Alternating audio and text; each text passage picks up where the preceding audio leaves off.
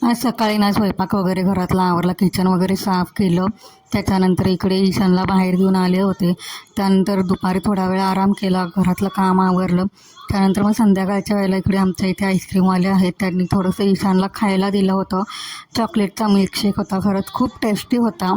आणि त्या नेहमीच काहीतरी ईशान इकडे लहान आहे त्याच्यामुळे त्याला खायला वगैरे देत असतात.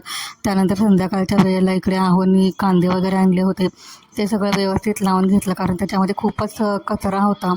यावेळेला बाहेरून काय आणता आलं नाही, त्यामुळं पाऊस होता आणि त्याच्यामुळे मग घरीच ब्लिंकिटवरून ऑर्डर केलं होतं. तर ब्लिंकिटवरती पण खूप सारा चांगला माल येतो, काही खराब पण येतो. पण इकडे बटाटे, कांदे आणि लसूण पण थोडासा आणलेला, ते सगळं व्यवस्थित लावून घेतलं.